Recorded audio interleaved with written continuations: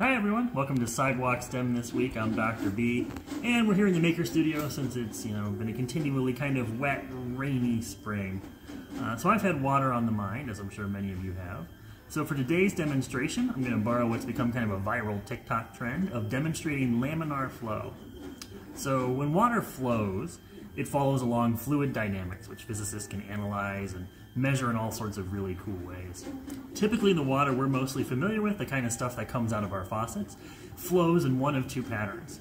So a laminar flow, where it's really smooth, kind of looks like glass, is very calm, even looks still sometimes, is where the water is flowing basically along sheets. So the water flows along its path in sort of parallel sheets that don't really disrupt one another. So it kind of borrows its name from, like, if you laminate a piece of paper, you're putting sheets of plastic on top of paper, or even floor laminate is kind of like laminate tiles you're putting over your floor. Same sort of idea.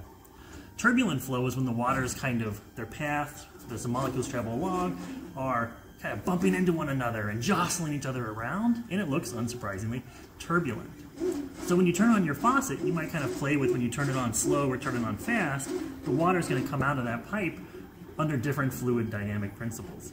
So usually if it comes out really slow and just a little bit, it kind of looks maybe like a laminar pattern when it's first coming out, and then it might turn turbulent as it accelerates downwards. If you turn the nozzle on all the way and the water's coming out really fast, it might come out very turbulent, very aerated already. The particles are interacting and interfering with one another. So we're going to try and demonstrate that today using this water balloon here. So this is your classic sort of water balloon. Now this is the trick to the demonstration. You want to put tape around it to create a small square. And like any good scientist, I tested around with a lot of different kinds of tapes. I had heard electrical tape was the best, and that is indeed the case. So duct tape and blue painter's tape don't work nearly quite as well, nor does like a Scotch tape.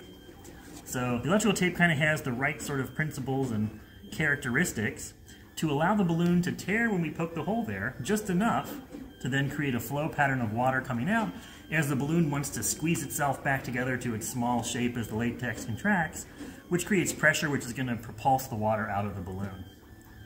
Now if you didn't have the tape on here and you punched a hole in the balloon, the entire balloon might tear or rip, and the whole balloon will break as the water kind of splashes and explodes everywhere. We want to have a controlled flow of water, so we've got the tape to prevent the latex from tearing too far back. Alright, so we're going to try this.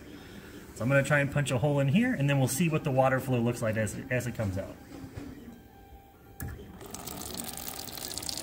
Alright, so there you go, and if you notice, right where it's releasing, it's a very sort of laminar flow pattern. It looks kind of almost still, kind of like glass or like ice. It doesn't look hardly at all like it's moving, but if you follow along as the flow pattern goes backwards, you can see it becomes much more turbulent by the end. And so I can sort of disrupt this pattern here, even though it looks very still, like nothing's happening, but it is indeed sort of active water being propelled, forced out of the balloon there.